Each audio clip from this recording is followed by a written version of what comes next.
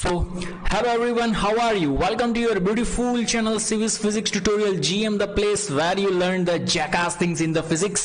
हाँ जी बेटा, तो ચેપ્ટર નંબર 3 પ્રવાહ વિદ્યુત એમાં ગઈકાલે બેટા આપણે ચેપ્ટરનું સ્ટાર્ટિંગ કર્યું હતું અને વિદ્યુત પ્રવાહ તેમજ આપણે વિદ્યુત પ્રવાહ ઘનતા વિશે આપણે ખ્યાલ મેળવ્યો હતો. આજે બેટા આપણે જોવા જઈ રહ્યા છીએ ખૂબ જ સરસ મજાનો ટોપિક ઓહમનો નિયમ. એક્ચ્યુઅલમાં બેટા આ નિયમ તમે ધોરણ 10 માં ભણી ગયા છો, પણ ધોરણ 10 માં તમે બેઝિક નિયમ ભણેલા છો. અહીંયા આપણે થોડું ડિટેલમાં ડિસ્કશન કરીશું ઓહમના નિયમ વિશે. Is it clear or not બેટા? Okay, done. ચાલો તો તમે અને હું સાથે મળીને બેટા સ્ટાર્ટ કરીએ છીએ ઓહમનો નિયમ. સુપર, જબરજસ્ત, એક નંબર. ઓકે બેટા, ચાલો તો જુઓ અહીંયા ઓહમનો નિયમ. જો બેટા ઓહમનો નિયમ તો આપણે ખ્યાલ છે કે V is equal to IR થાય, પણ એકચ્યુઅલમાં બેટા ઓહમનો નિયમ શું દર્શાવે છે એ સમજ. ધારો કે બેટા મારી પાસે કોઈ એક વાહક તાર છે. જો આ વાહક તાર છે, is it clear or not? આ વાહક તાર છે ને બેટા, તો વાહક તારમાં ઘણા બધા મુક્ત ઇલેક્ટ્રોન્સ હોય, ઘણા બધા મુક્ત ઇલેક્ટ્રોન્સ છે આ વાહક તારની અંદર. આને જ્યારે બેટા હું બેટરી સાથે કનેક્ટ કરીશ, કોની સાથે કનેક્ટ કરીશ બેટા? બેટરી સાથે કનેક્ટ કરીશ, તો આ બેટરીમાં બેટા વિદ્યુત સ્થિતિમાનનો તફાવત રચાશે.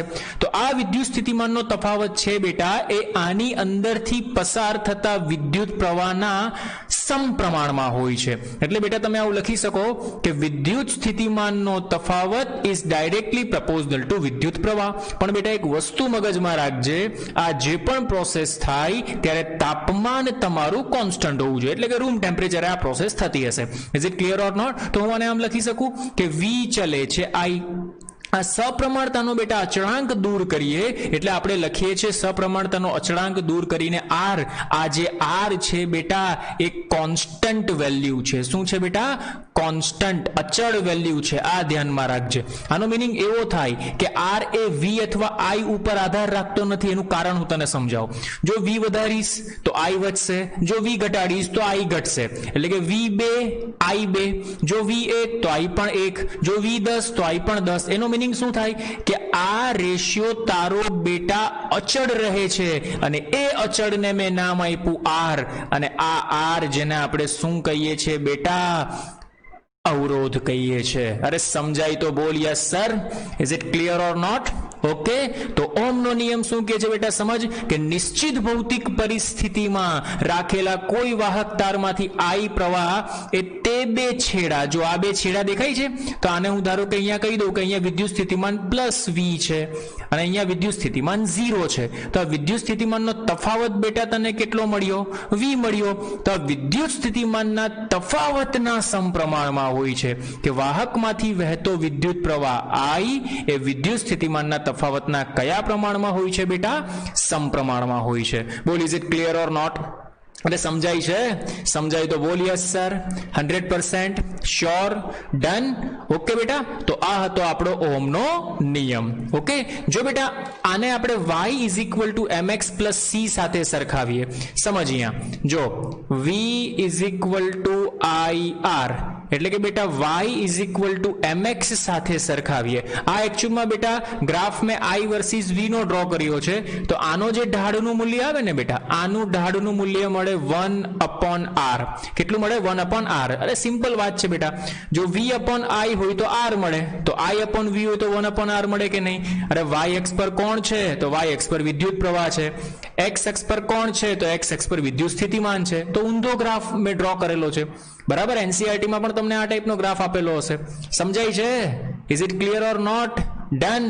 જે વસ્તુમાં ફેરફાર થતો હોય તે x અક્ષ પર, જે સ્વતંત્ર કોણ બેટા? વિદ્યુત સ્થિતિમાન. વિદ્યુત સ્થિતિમાનમાં ફેરફાર કરશો તો વિદ્યુત પ્રવાહ પસાર થશે ને, એટલે સ્વતંત્ર વિદ્યુત સ્થિતિમાન.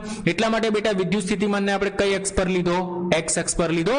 અને વિદ્યુત પ્રવાહને કઈ અક્ષ પર લીધો?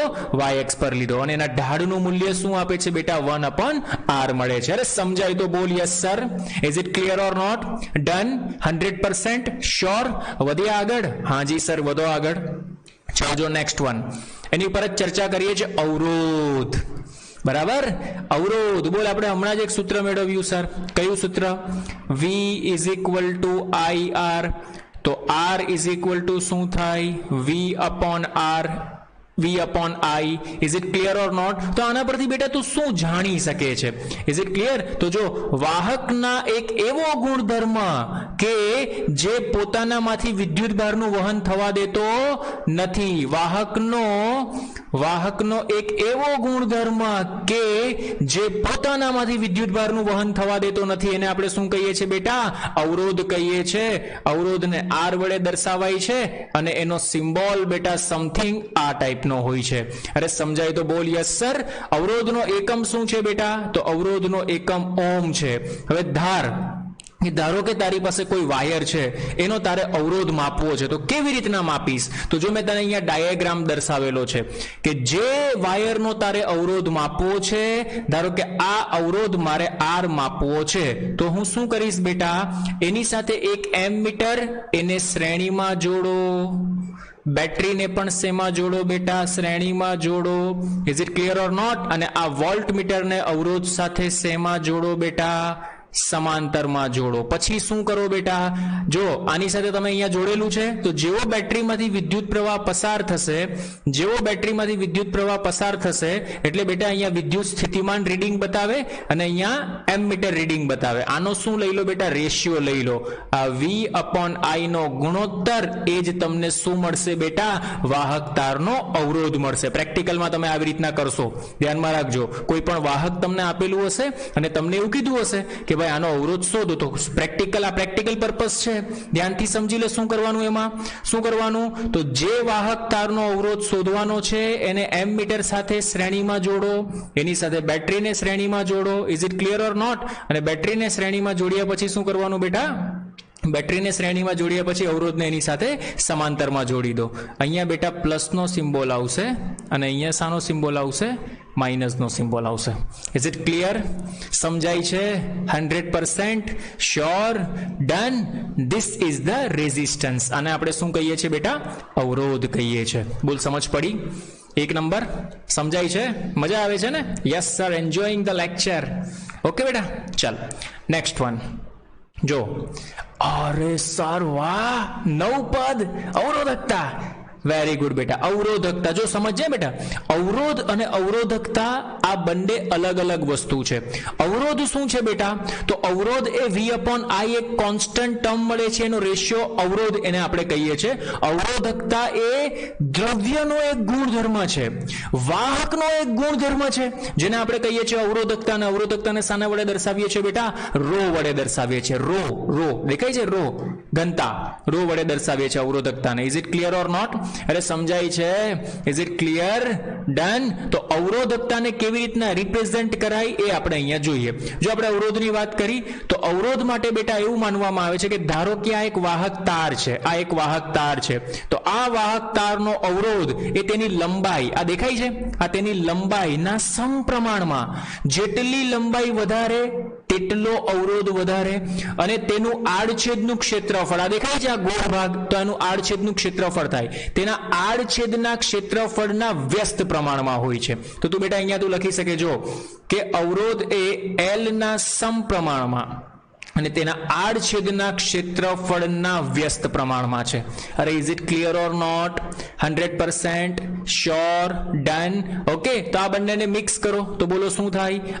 R ચલે છે L/A, અને આ સપ્રમાણતાનો અચળાંક બેટા નીકાળો તો ત્યાં આપણે જે સિમ્બોલ મળે છે એને આપણે કહીએ છીએ અવરોધકતા રો. Very most IMP.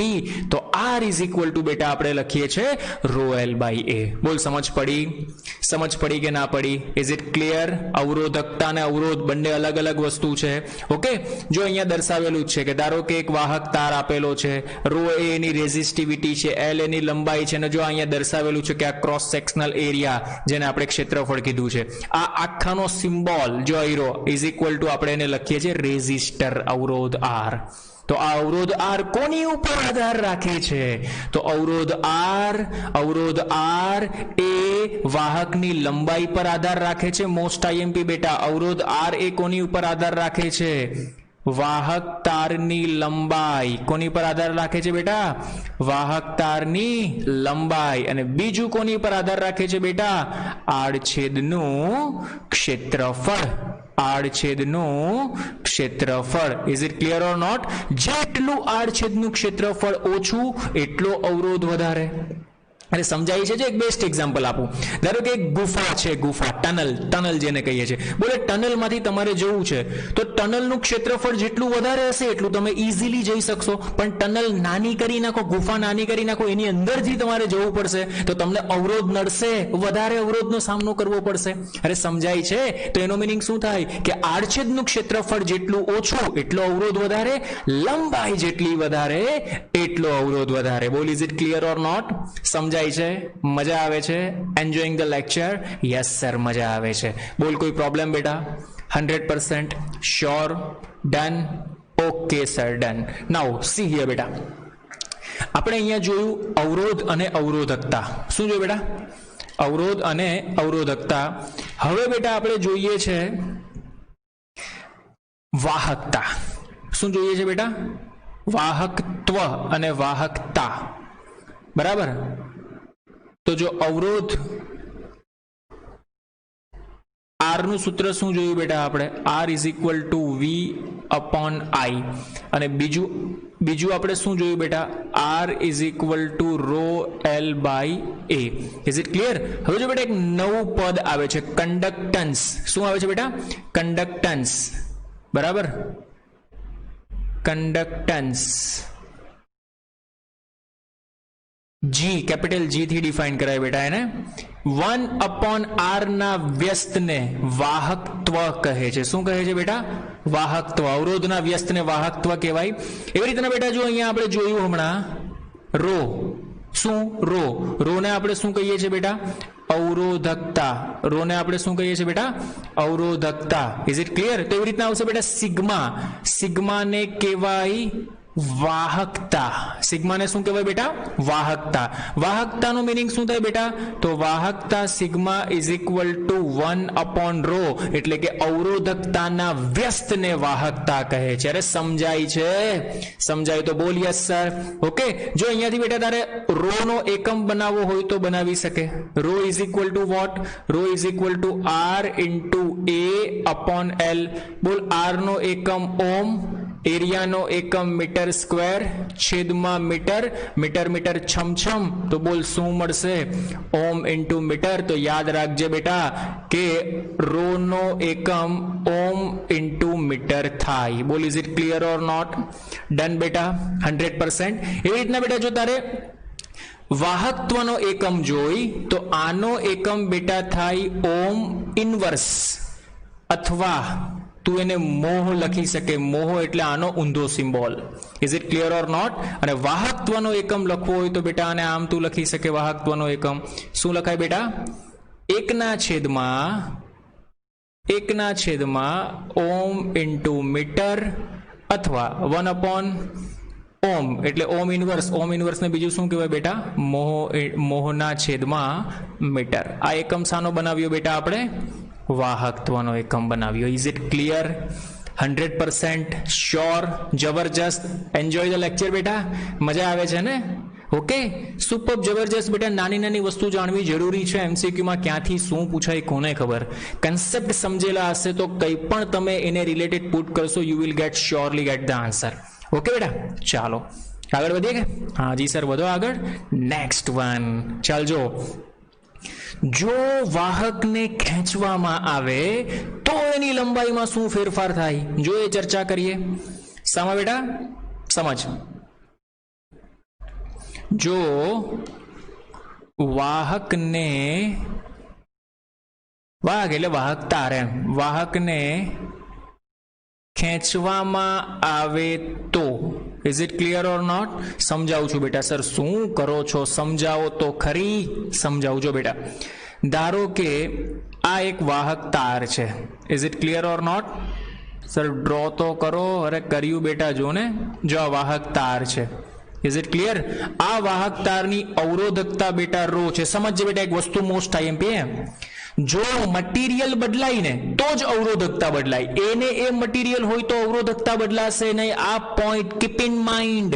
અવરોધકતા એ પદાર્થની પોતાની હોય, મટીરિયલ. હવે હું જ છું તો મને ખેંચો, મારો, ગમે તે કરો, પણ મારા મટીરિયલની પ્રોપર્ટી તો એ જ રહેવાની કે નહીં? Is it clear or not?